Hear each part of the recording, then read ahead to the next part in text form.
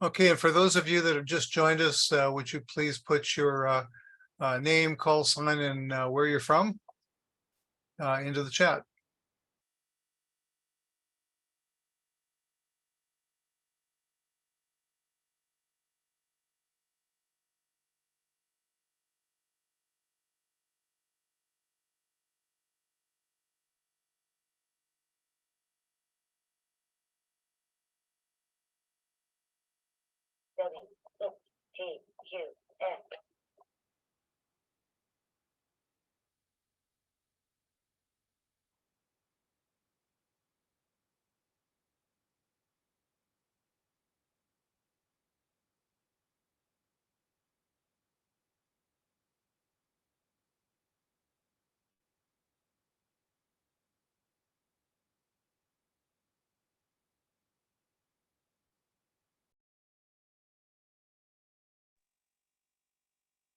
Hey, Randy and Lois, why don't you get going?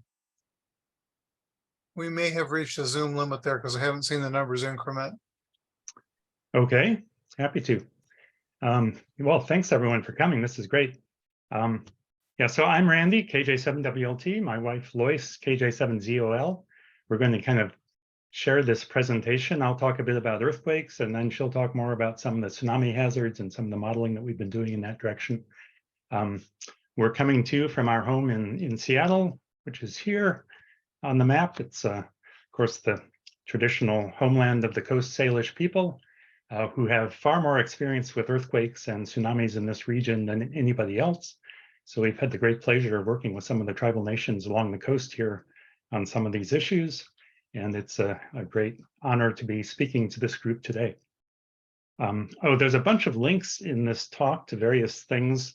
If you don't want to try to write things down, if you go to this one link that's down at the bottom here, which maybe Steve will put in the chat, from there you can find all of the other links on the web page. So I'll talk a bit more about this map that we're seeing here in a moment, but let me also mention that we're part of a couple of big research groups. We're both retired professors of applied mathematics at the University of Washington, but both still pretty active in research projects and tsunami modeling projects in particular. So we're part of the UW Tsunami Modeling Group, and we're also working with a number of other people around campus and at other institutions, Oregon State, University of Oregon in particular, Washington Sea Grant, several other organizations on this Cascadia COPES hub, which is supported by the National Science Foundation. It's a very multidisciplinary research project focusing on earthquakes, tsunamis, landslides, but not just on the science, but also on urban design and community resilience and outreach. And there's a number of collaborators listed here. I'm not going to go through all the different groups and people that we've been working with, but I do want to acknowledge that many of the slides I'll show have been borrowed from these people.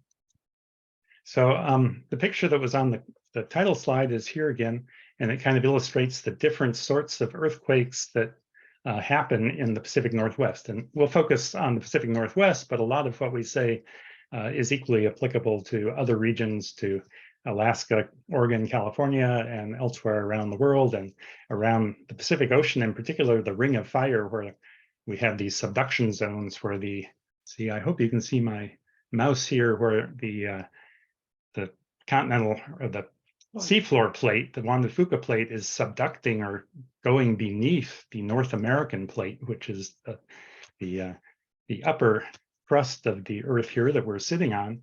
And it's constantly moving downward here, but it doesn't slide smoothly. Instead, it sticks here and gets stuck for hundreds of years sometimes before it suddenly lets go. And when it lets loose, it's sort of, as it's going down, it's kind of bending up the Earth. And then when it lets go, part of the Earth lifts up, typically under the water, and part of the Earth drops down or subsides, often near the shore. And so you get an uplift of the water, which creates a tsunami. And it's sometimes or often coupled with a subsidence of the shoreline, which means that the shore is actually dropping, which can make the flooding even worse. So these are the big, huge earthquakes that we worry most about on the Cascadia subduction zone. And there are similar subduction zones off the coast of Japan, where the big earthquake was in 2011, off the coast of Chile, Indonesia, where Banda Aceh was, and so on. So those are the really big magnitude 9 type earthquakes. But then there's also faults that run through the crust, through the and right across Puget Sound, for example, that can also have earthquakes that can be quite devastating locally and can cause local tsunamis as well. And then there are what are called the deep slab earthquakes, which are way down on the subduction zone, much deeper, and therefore sometimes less shaking, but they happen more frequently. So if you live in this area, you may remember the Nisqually earthquake in 2001. That was one of these deep slab earthquakes. And those are the ones that happen most frequently. The big one, the Cascadia subduction zone, I've heard estimates that about a 15% chance in the next 50 years or so of having another big one like that. Here's another map of Washington that shows the Cascadia subduction zone, which is offshore here. This is the continental shelf here, and then out in the deep water is where the edge of the subduction zone is. And then this shows a lot of the crustal faults that run across the Salish Sea area. Also shown here are a number of locations where there's various geologic data that has been collected, and that tells us a lot about the history of these events in the past. And in particular, I'm going to focus on number 3 here, which is Discovery Bay on the Strait of Juan de Fuca, where there's a very rich record of past tsunamis. When the tsunami comes into a sandy, marshy area like this, it carries a lot of sand and marine sediment onshore, and then as the tsunami recedes, all that sand settles down and is preserved there, and then the marsh grows up over it, and you get layers of marsh on top of it. And so if you dig down into the earth, sometimes you can just look at the riverbank or dig a trench or a hole, and you can often see several layers of sand that have been left behind by past tsunamis. And by various dating techniques, you can figure out exactly how old, or approximately at least how old each of those layers is, and sometimes correlate them with layers that are found other places nearby or even far away. You can correlate layers that are found in Washington State to layers that are found in California or British Columbia. And then you know it was a really big earthquake that affected a large area. But the Cascadia subduction zone was thought to be relatively quiet because we haven't had a big earthquake on it in recorded history, at least since the Europeans arrived here. And it was really only in the 80s and 90s that people pieced together the story of this record of big tsunamis. The picture here shows a couple of the scientists who were very involved in that work, Brian Atwater and David Yamaguchi. Brian's a geologist, and David is a dendrochronologist, which means he dates things by counting tree rings. And one of the effects of a tsunami, as I said, the sea shore may subside, and trees that are sensitive to salt water can be killed as the salt water intrudes. And so there are areas where there are ghost forests, remains of ancient forests that all died at the same time. And by looking at tree rings and comparing them to tree rings of trees that are still alive, they can actually figure out exactly what year they died in. And they discovered that they died in the winter of 1699 and 1700. And then by comparing that to records in Japan, where there are very extensive records of damage due to tsunamis for the past several thousand years, including a big one on January 26, 1700, they were able to deduce that this most recent Cascadia subduction zone event happened around 9 p.m. on January 26, 1700. You know, the almost exact time based on how long it takes for the wave to propagate across the ocean. So there's a lot of interesting science that's been done using geological evidence of this sort. And using that and also some other evidence, people have pieced together this timeline that's shown here, where we're here, and this goes back 10,000 years. Some of the big events in human history are up at the top, but these red bars are approximate times when they think there were big earthquakes, and the bigger, bolder red ones are the really big ones. The smaller ones are magnitude 8s or so that may have only ruptured part of the Cascadia subduction zone. So we know that there have been like 40 of these in the last 10,000 years, and so that gives us some idea of how often they occur. But you can also see that they're pretty random in their spacing, and it could be another 100 years before we have one. It could be tomorrow. We just don't know. And also, there's a lot of indigenous knowledge about these. In retrospect, once the scientists figured out that Cascadia subduction zone was actually active, it turns out there are stories of the 1700 event in particular. This is a quote that I found in something that Linda had written on the Thunderbird and whale legend of how a thunderbird dropped a whale on the earth and created the earthquake.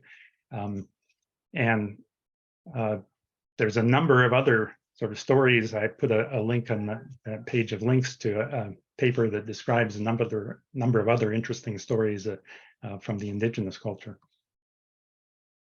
This also shows one of the tsunami inundation maps. The sort of modeling that we do for tsunami modeling goes into the production of these maps for Washington State. But this shows in particular the northwest tip of the Olympic Peninsula, which is the Makah tribal nation. This valley here, the blue, shows that it might get flooded, the entire valley. This is the Waj River valley between Nia Bay here and the Makah tribal community is down here. And the water comes in from both sides in this case, and also up these valleys. But apparently there are also some indigenous stories of this area flooding in 1700, or in the event that's now assumed to be the 1700 event, and this point of land being cut off from the rest of the Olympic Peninsula at that time. Thunderbird and Whale is also the name of the exercise that NTEMC conducts as part of the Cascadia Rising exercises that happen every few years here in the Pacific Northwest. So we're not going to talk too much about ham radio in this particular talk, but there was a big ham radio component. Lois and I spent a couple days at the EOC they had set up in Maltby. They also had a big airlift operation going on and various other activities as part of that. Cascadia Rising is a larger multi-state national exercise to help prepare for Cascadia subduction zone earthquakes. So I wanted to say a little bit about earthquake shaking and what are the main factors that sort of come into how much shaking you might feel, and also how to get some warnings if there is an earthquake coming that you should know about. So in terms of how much shaking you might feel, well, it depends on the magnitude, of course, and the location of the earthquake. It also depends on the local rock conditions and so on. So a similar magnitude earthquake, say the 6.8 Nisqually or the 6.7 Northridge earthquake, can have very different amounts of shaking. The darker red color here indicates much more shaking than in this shake map on the left, which shows the shaking due to the Nisqually earthquake.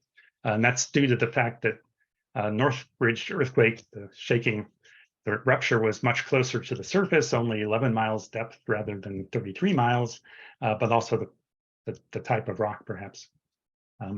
This is a shake map, not from an actual event, but an expected shake map from a major Cascadia subduction zone earthquake. And of course, it would be worst right along near the coast, but also you see it's fairly red around Seattle. And the reason it's so red there is that as an earthquake propagates in the ground, if it hits a sedimentary basin where there's a lot of loose, unconsolidated soil, like in Seattle, for example, then it can get amplified. And so you can have much more shaking in an area like Seattle than you might have elsewhere. And the shaking, of course, not only does the earthquake itself do damage, but there's a lot of subsequent hazards, the tsunami, of course, but also major landslides can be triggered by earthquakes, and liquefaction, where loose soil can basically turn to jello due to the shaking, and objects or even buildings can sink right into it. This is just a map of Seattle showing some of the regions where amplification might be expected to be largest. And I wanted to show you this. The Washington State Department of Natural Resources has a geology portal where you can type in your address and get a lot of information about where you are in terms of the geology and earthquake hazards, but also landslides, volcanoes, tsunamis, and so on. And what kind of land you're on. Yeah, and what sort of land you're on. This is for Washington, but other states have similar portals. So this little animation here shows a simulation, not the kind that Lois and I do, but the kind that seismologists do to actually model an earthquake propagating. So this is just looking at the surface. The actual earthquake is rupturing down below the surface, and it's a full three-dimensional elastic model of how the waves are generated and propagate in the earth. And we're just looking at what happens on the surface, which is what we care most about in terms of earthquake hazards. And the time series that we're seeing here are the amount of shaking in several different locations. And again, notice that Seattle has much more shaking than La Grande, for example, which is only a few miles south because of this sedimentary basin effect. So this next video, just for people who haven't experienced an earthquake, this is a little bit disturbing, I'll warn you, but it shows the earthquake from 2011 in Japan. This is from a video or a YouTube hour-long or so video that's at this YouTube link down below, which is also on our webpage of links. But this is kind of a concatenation of videos from March 11th, 2011 in Japan, just to give an idea of sort of what can happen in a major earthquake. And the particular piece that we're looking at here is only about a minute long, but the strong shaking went on for, I think, about 3 minutes in the case of that earthquake. In some cases, it can go on for 5 minutes or more, which is pretty horrifying. I don't know if others have been in an earthquake, but we were here during the Nisqually earthquake, which was relatively minor, and I think the shaking only lasted a few seconds, but it seemed like an eternity. So 3 to 5 minutes would be quite something. Hope to never experience that. In terms of preparing for it, we want to make sure everyone knows about Shake Alert, especially if you live in earthquake territory in Washington or Oregon or California at least, and I think it's being rolled out in other states too. It's relatively recent that we have Shake Alert in Washington, but what it is it doesn't predict earthquakes in the future, but it gives very quick warnings if one is starting and gives you at least a few seconds to prepare. So there's a bunch of seismic stations scattered around the state that ingest information. And the idea is that when an earthquake happens, there's really 2 sets of elastic waves that propagate away from the earthquake. There's what are called P waves, which travel very quickly, but don't have much energy and aren't too destructive. And then the S waves are the shear waves, which cause the real shaking, but which travel more slowly. So the idea is that you have sensors, and that as the P waves hit these sensors and you detect it, then you can send warnings much farther away at the speed of light that can get to other locations more distant from the earthquake a few seconds or even a minute before the actual earthquake arrives. So you might ask, well, what good does it have to have a few seconds warning? Well, one thing they've done is to hook this Shake Alert system up to a variety of automated systems so that, for example, if an earthquake is detected, then light rail or the BART train in San Francisco are automatically stopped so that they're not moving at high speed when the strong shaking starts. You can have elevators be recalled to the nearest floor and the doors open so that happens before the strong shaking starts and people aren't trapped between floors. You can have firehouse doors open automatically so that they don't get jammed shut when the strong shaking starts. So lots of things that can be done with even just a few seconds. And in terms of people, if you get a warning on your phone, for example, then you may have at least a few more seconds to get under a table, get your children to safety before bookshelves start falling and things like that. So if you have an Android phone, the earthquake alerts are actually built into the operating system. If you have an Apple phone, then you can get the MyShake app. And I guess maybe on the Android, you can also get that app, which gives you more information once the earthquake starts and sends out an alert. So definitely urge you to consider getting that on your phone as an early warning system. I also wanted to mention that the U.S. Geological Survey has a set of web pages called Did You Feel It, which kind of gives a shake map based on information that anybody who logs into the website, or you don't have to log in, just go to the website and type in information about where you're located and what you're felt, and then it combines all that information and gives the scientists a lot more information about exactly where strong shaking was felt in different places. So if you have internet connectivity, you can go to the website and do that. Of course, after an earthquake, you might not have the internet. So I wanted to point out that there's also a WinLink form. WinLink is the email over ham radio system that many of us use, and that's very important for post-disaster emergencies. And WinLink has a number of built-in forms so that you can fill out a form like this Did You Feel It form, and then it just sends the data without having to send the whole form so that it goes relatively quickly over radio waves.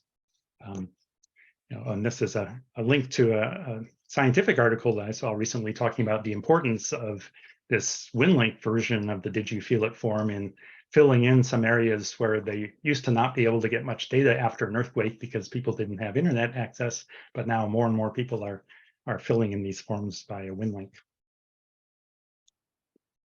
Again, we're not really focused too much on ham radio in this, but since this is in a ham radio a series, we did want to at least put in a plug for all of the ways in which ham radio can be really essential post-disaster. Lois and I both decided to get licensed just within the last couple of years because we kept hearing so much from emergency managers about how important ham radio can be after a disaster. And there's many groups like here in Seattle, we have the Seattle ACS Auxiliary Communication Services group that we're members of that does a lot of exercises and gets people trained in using a lot of these tools. And there's many things you can do beyond sort of voice communication to help provide situational awareness and communication between an emergency operations center and emergency responders or community hubs or whatnot. In the days after an earthquake, people may also want to be able to contact their loved ones out of the region and let them know they're safe. And there's networks of ham radios that can do that. There's WinLink, which I mentioned. There's also FL Digi, which is a way of spreading digital information more broadly. And here in the Puget Sound area, we have something called HamWAN, which is a replacement for high-speed internet that works entirely on ham radio frequencies and could be used to connect to the internet after a disaster. So I put links to some of these things also on that webpage if you're interested in pursuing them. And that's kind of a summary of what I wanted to say about earthquakes. And I'm going to turn it over to Lois to talk more about tsunamis, but thought we would take a little breather here and see if there are any immediate questions at this point.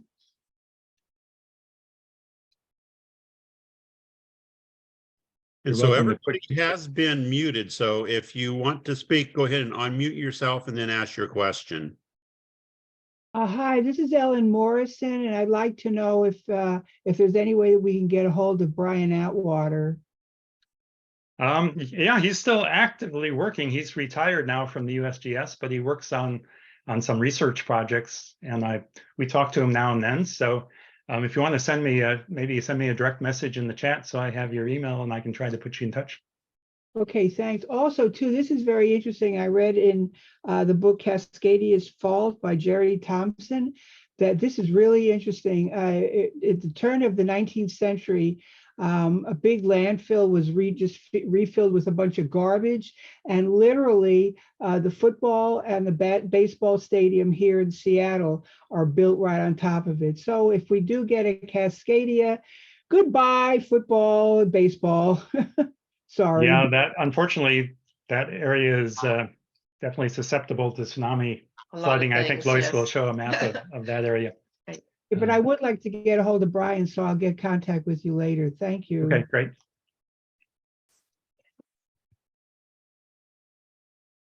Shall we go on to tsunamis? Okay. So what is a tsunami? So I want you to think of a tsunami as a series of multiple waves that can last for 12 or more hours. And think of it as a moving wall of cement.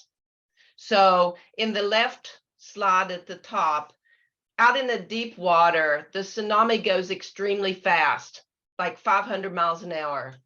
As it gets closer in, it's like more like the speed of a train, 150 miles an hour. And then it slows down more as it gets closer to the coast. And finally, once it reaches the coast, it really slows down much more. So what a tsunami is not is what's in the bottom left corner. It's not your waves that you're going to get on your boogie board and surf, right? Or no, it's not a wave that comes up on the beach, breaks, and then doesn't go on to land. If you hear that there's a 3-foot tsunami coming, I want you to think that that's not a little 3-foot wave that you're surfing, but instead it's 3 feet of water that keeps coming, keeps coming, keeps coming, like a whole wall of water for maybe 10 minutes before it stops, okay? So it's a different type of thing. We need to learn from history. So the two pictures on the right show this Japan 2011 tsunami. The bottom picture shows it as this wall of water that's coming on shore. It's breaching their seawall. They have a seawall there. It's coming over the height of that, and it's going to keep coming, keep coming, keep coming. It's not going to break and go back out. Okay, as you probably know, it created a lot of casualties and a lot of people were forced to evacuate the area. They're still rebuilding the Sendai Plain. They've put 13 new vertical evacuation structures along the Sendai Plain at a cost of quite a lot of money there, plus other things, rerouting rivers, tearing down mountains nearby to build roads higher and so forth. It's a big reconstruction project. And the 2004 Banda Aceh, Indonesia tsunami killed a lot of people as well. Both of these earthquakes were magnitude 9.1. Okay, I have to warn you that this might be a little bit disturbing. This is the actual footage of this Japan tsunami from somebody that's up in a helicopter. Here we go.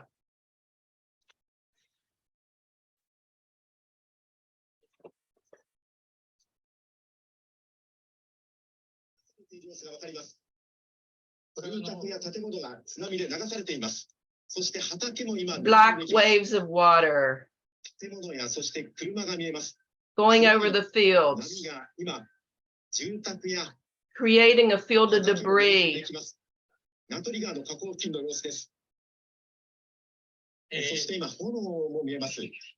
Fire starting behind it. It's traveling right to left now. 大変危険です。はい、北海道南西沖地震の時も津波の住んでたエリアでは広い範囲で火災が起きました。今この海水と土砂と瓦礫が混ざったこの濁流に巻き込まれるのは非常に危険なので、すぐにこの周辺の方は避難してください。もし、避難する高台がなければ3階から4階のコンクリートのしっかりした建物を。Go to a concrete building at least 3 floors high.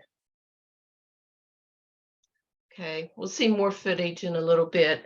So what Randy and I do is simulate tsunamis with what we view as a pretty good idea of how the earthquake is going to happen. We need 3 things in order to do a simulation. We need to know how high the ground is, how high the seafloor is underneath the water. So we need topography and bathymetry. And the state of Washington is getting those at pretty high resolution at the moment, 7 to 10 meters resolution, or even finer. We need seafloor deformation. We need to know under the water how the seafloor moved. And so we look to the seismologists or to historical events to construct how we think the uplift of water is happening, how the subduction zone broke. Okay, after we have that, we need mathematics. We need to solve partial differential equations that involve fluid dynamics. And so given those 3 things, we can simulate the flooding of a particular area from various hypothetical events.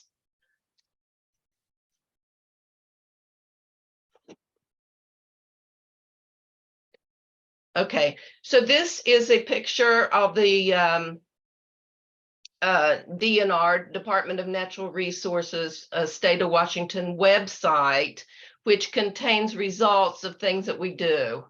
The state has been in a process of modeling every inch of their coastline, including the Strait of Juan de Fuca all the way down to Seattle and up Orcas Island and so forth, and the Pacific coast of Washington state.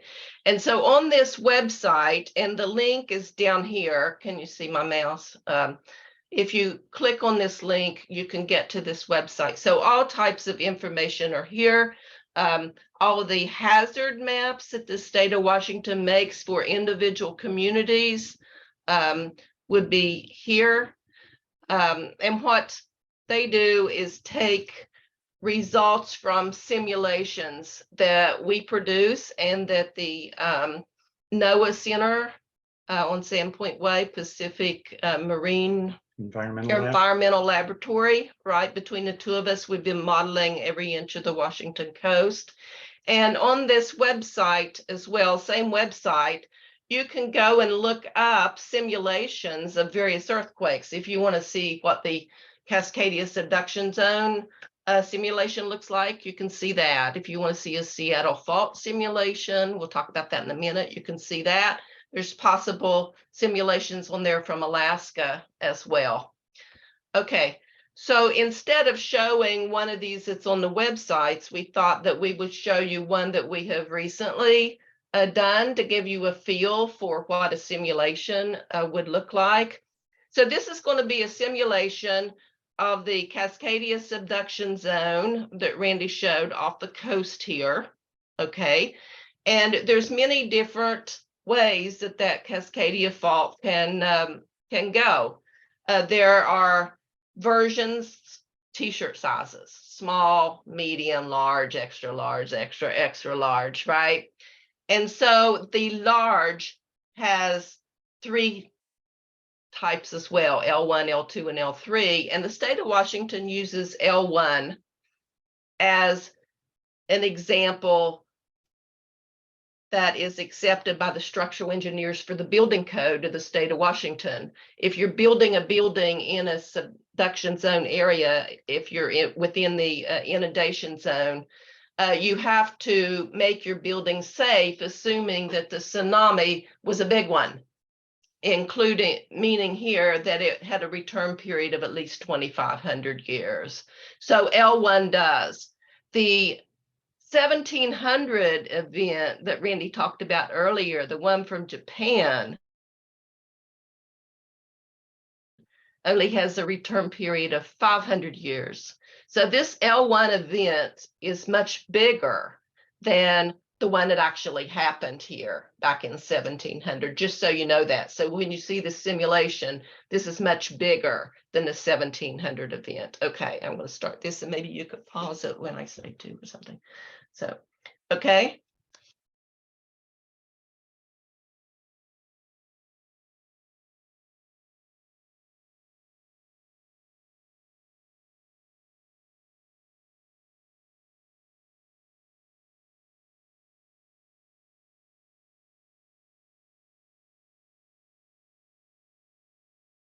Twenty minutes.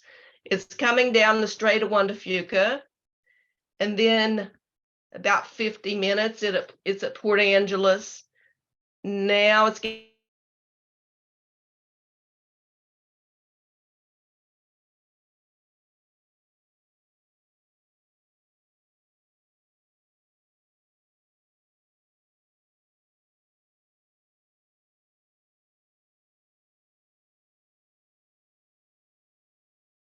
about 2 hours. It's into the Hood Canal now. It's coming down towards Seattle. Hard to control. It's hard to control the Think it's the tsunami, idea. yes. And then about 2 hours or so, it gets to Olympia, which is the terminus down here. So this is a simulation, right? But what I want you to notice is there's multiple waves. There's going to be more waves after the first one are coming down the Strait of Juan de Fuca. There's waves that are moving up and down called edge waves, up and down the outer coast, right? Which keep coming into these communities. So a tsunami is multiple waves, not just one. Okay, let's go forward. This is again the Cascadia L1 event, and I'm going to show you a simulation impact on Grays Harbor. So see this black line here? That's a transect. That means I'm going to be looking in this bottom picture here of what's happening as the wave comes right across this black line, which is around ocean shores. And down here in the bottom, the green, this is the Ocean Shores Peninsula, this green. This is underwater. Okay, and this is the continuation over here.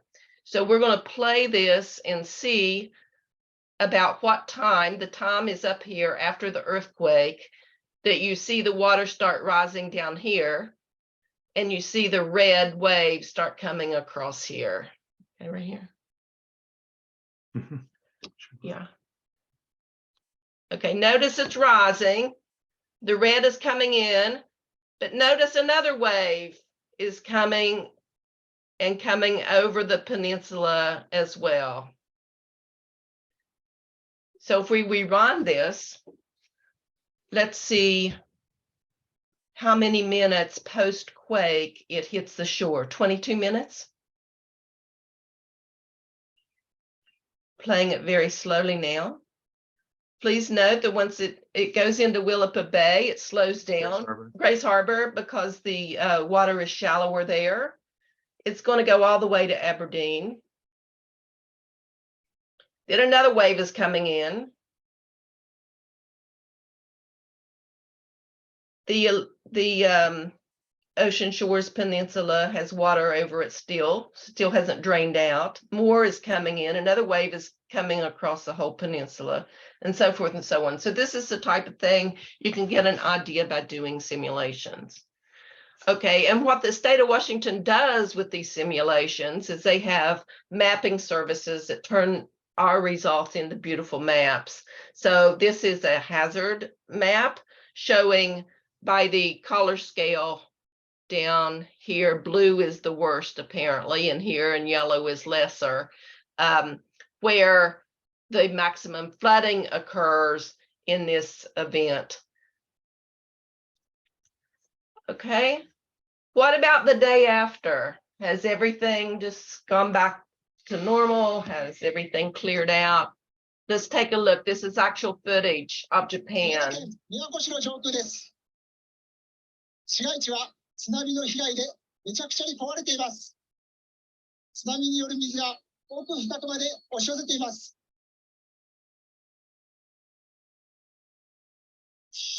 南三陸町志津川です。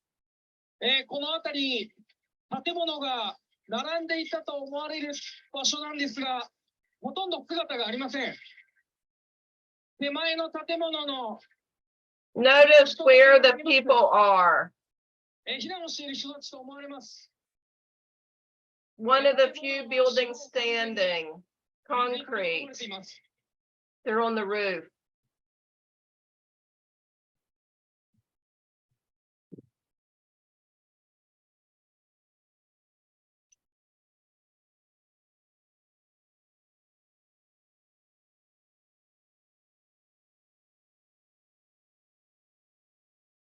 YC 市の大町の商店街の様子です。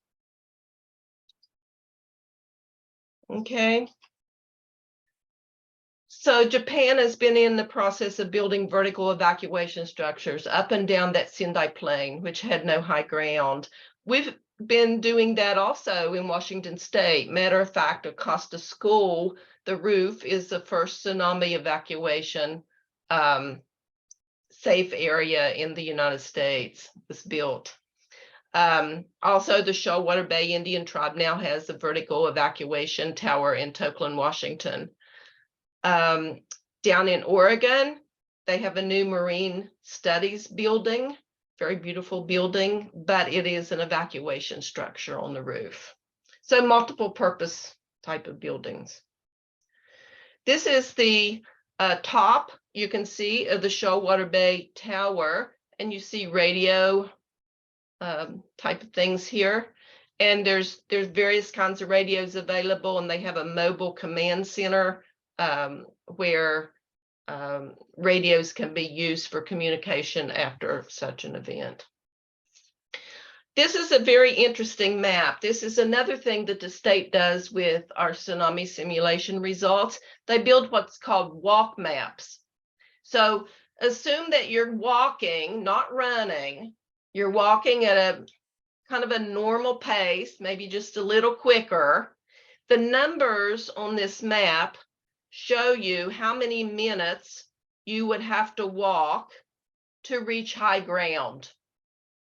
Okay, if you started down here, you would have to walk 45 minutes to reach high ground, walking not real slow, not real fast either, okay? Because there's hardly any high ground on this Tokelan area out here, okay? So the problem with this 45 minutes is that the tsunami is expected to arrive after 35 minutes. Okay, so that's what the simulated results show. So if you were down in this area, you better not be running. You better be, you better not be walking. You better be running. The 30 minutes, it's really 16 to 30 minutes is in this color of yellow, and the 45 minutes was 31 to 45 minutes. And then this light yellow is 0 to 15 minutes. Why so little? Well, the answer is they have a vertical evacuation structure there now. And so the walk map used to be like 45 minutes or whatever in here, but now it's down to 15 minutes. So that's the impact of having structures kind of up and down this peninsula. Okay, another idea that's being pursued by the Quinault Indian Nation is the Tahola Village relocation project. So if you look at the bottom picture, this is post-tsunami, okay? And the land subsided at this tsunami. And when the land drops, it's not coming back up the day after, right? So some of this land is going to be permanently below water. Okay, so a lot of the infrastructure of this Quinault nation was down here in this lowland where we're expecting quite a lot of water, in particular the school district, the community center, the cultural museum. And their answer to this was to move some of their critical infrastructure up to high ground and to move it out of the inundation zone. Okay, how am I doing on time? Doing okay. Okay. 44. Okay, so we've been talking a lot about the Cascadia subduction zone, but in this area of Seattle, there is the Seattle Fault. It's a crustal fault. It's not a subduction zone like off the coast, but it can still create tsunamis. So it actually extends all the way from Lake Sammamish to Hood Canal. And the last Seattle Fault earthquake and tsunami, we believe, was 1,100 years ago. We believe it was magnitude 7 to 7.5. Here's an example or picture of what we know about the Seattle Fault Zone. It's multiple faults. The red shows the faults, okay? Notice this is Bainbridge Island. I'm going to show you another picture of this in a minute, and there's a fault going right across there. And so at this place, part of Bainbridge Island got uplifted, raised up out of the water in the earthquake, and part of it went down. And that happened at the interface of that was this fault. But I also want you to notice that over here is Lake Washington. There is a Seattle Fault going right through Lake Washington. Okay, so let's look a little bit more at this Bainbridge Island fault. Okay, the picture on the left shows that area under this white box. Okay, so now if I just remove the trees, you can actually see the scarp that's underneath there, underneath the trees there, of where part of the land went down and part of the land went up. And that was like 1,100 years ago. Okay, let me back up a minute and say that we do have evidence, like Randy showed pictures of Discovery Bay where people were digging this trench and you could see the sand layers and so forth. We have similar evidence of the Seattle earthquake. You can actually see where West Seattle was raised up. Okay, if you take a ferry around to Bremerton, you can actually see where the land was raised up. But in addition to that, we also have the cultural record. So the natives, Salish peoples, spoke of this. And actually, it also dates to about 1100 years ago. Okay, so this is a map that the Washington DNR made from models of the Seattle fault earthquake and how it would be impacting Seattle. Someone mentioned earlier the ball stadiums. Well, yeah, they're down here in the blue, right? There's a big problem there. Also, all these shipping containers are going to be floating around all over the place, right? There's going to be a lot of debris because the Seattle fault kind of is very active across Bainbridge Island. You know, you're going to have a lot of heavy tsunami inundation coming in there. But I also wanted to point out that the Seattle fault also affects Stanwood, the Skagit River Valley, La Conner, all the way up north here. Okay, so this is an inundation map, hazard map created by the state, and the blue is where the worst inundation happens.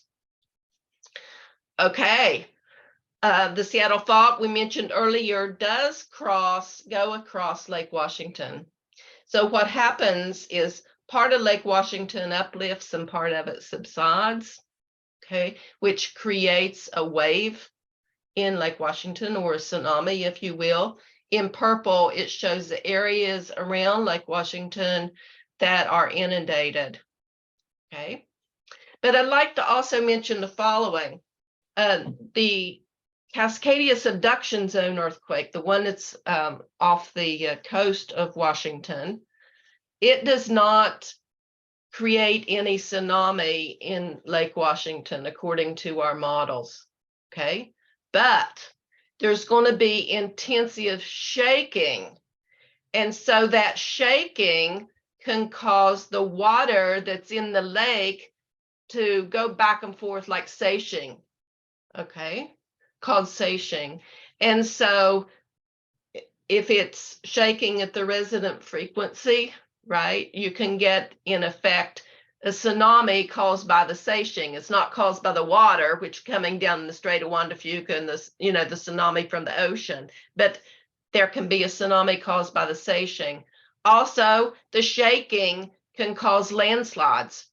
A landslide can go down and make a big splash and create a tsunami that way. This actually happened in Alaska in 1964. There was a whole mountain, so to speak, that the landslide went down into the lake, and the lake destroyed the community around the lake. So this is a problem from shaking for the Cascadia earthquake, but the Seattle fault earthquake will create a tsunami here. Okay, so how do you know if a tsunami is coming? Well, the state has placed these AHAB sirens all over the place, right? You've probably seen them, maybe you've heard them on Great Shakeout where they test them. They always test them, and you can hear what they sound like. Do you want to say anything about the AHAB sirens? No. Okay. So how does that AHAB siren know to go off, right? Well, if it's a distant tsunami, we get our warnings from the Palmer Warning Center, from the Warning Center in Palmer, Alaska. There's two warning centers that are responsible for sending out alerts for everything along the Pacific coast around here. There's one in Hawaii that's responsible for all this area, but ours is coming from Alaska. And that creates a warning. or an advisory, or a watch, or just an information statement. Okay, so if it's a warning, it's to get to high ground immediately. The potential hazard are 3-foot waves, not the kind you surf, but the wall of water coming in at 3 feet is something to behold, right? Advisory, it says what an advisory means and what a watch means and so forth. Okay, I wanted to mention that if you go onto your Google site and type in this URL, where is it, Randy? This one? To subscribe? Or- No, oh, to it's just tsunami.gov. see it, It's just tsunami.gov. Just remember tsunami.gov. And that brings this NOAA site up, okay?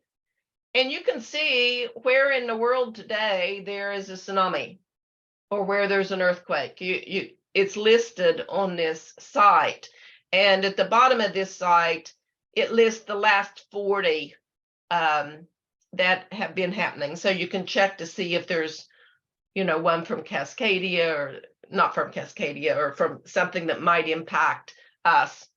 But that's not how you want to get your warning. You want to get your warning on Shake Alert, or you want to get your warning from the AHAB siren or something on your cell phone, right? But this is just informational. You can check this to see if the warning has been changed. You know, it's first issued and then they get more information and then it's updated and then it gets more information. And how they're getting more information is kind of interesting. The tsunami happens somewhere in the world. The waves start propagating. NOAA has dart buoys all around the ocean. As it passes a dart buoy, it sends information. Oh, I felt the tsunami and here's how big it was here at this location. And then as it passes more dart buoys, you get more information. And as it gets more and more information, it can update what the warning level is from tsunami.gov. Okay, these are resources that we have drawn upon for this talk, and I think Steve has maybe put something in the chat, and Randy is now going to say something about Palm Academy, but I thank you for your attention. Yeah, just to finish off here, I was going to point out Palm Academy is a sort of ham radio emergency communications conference that happens in Seattle traditionally, although during COVID, it was all on Zoom. And so there are a lot of videos from the last few years that have been posted on the website. And a couple of them at the top here are particularly relevant to things we've talked about. One on just the necessity of radio and emergency responses that has a lot of good general information. Another one by Jason Bierman, Snohomish County Emergency Management, about when you're on an island, reframing how we plan for a CSC earthquake. And he points out that after a major earthquake, we're all going to be on islands because there'll be so many bridges that are down and different isolated communities within even what's normally a landlocked area that many of us are going to be on our own for quite some time, and we'll have to communicate with people on other islands, even within our own city by radio, perhaps. So that's a good talk on that has a lot more information also about Cascadia subduction zone and emergency management related to that in this area. And then the bottom two are just a couple of fun videos that are also on the Palm Academy channel that are about some big public service events that people use as a way in part to practice using radios for emergencies. It's a really good way to practice, since we don't have emergencies every day, luckily, to get some skills built up and to make sure equipment is working well and nets are well designed and things like that. So one of them is about safety and communication at Burning Man, which is the big festival that goes on out in the desert. And the other one is on ham support for the Bigfoot 200, which is a 200-mile ultra marathon race. Lois and I actually were there 4 days last summer as part of the ham support for that. It was a lot of fun. It's a race that goes around Mount St. Helens and Mount Adams and People are running for several days and nights straight, so they need they have something like 13 aid stations set up along the course with ham radio operators at all of them. So those are interesting videos to just get an idea of how you can get involved if you're new to ham radio and are interested in seeing some of the ways that ham radio is used for non-emergencies, but as good training for emergencies. So I think we are out of time. Maybe you can answer this one. Yeah, we'll take a look at We some of the don't questions know here. enough Oh, about yes, it to someone model asked, it. what about the South Whidbey Island fault, the Yeah. SWIFT as it's called? Yeah, That's something that, yes, that's a fault that runs across Whidbey Island. It's also thought to be active potentially, but there hasn't been, they think, an earthquake there in the last couple thousand years, I think, but people are still worried about it. And there's research actively going on trying to better understand it. At the moment, the state hasn't been doing modeling of that as part of the regular tsunami mapping and modeling, but it's something that's sort of on the list for hopefully I don't think they getting have a better good enough handle on source yet. in the future. Yeah, we just don't have a good enough idea of exactly what magnitude earthquake to put on that fault or exactly where to locate it. So, but that's definitely one of the other crustal faults that runs through the Salish Sea.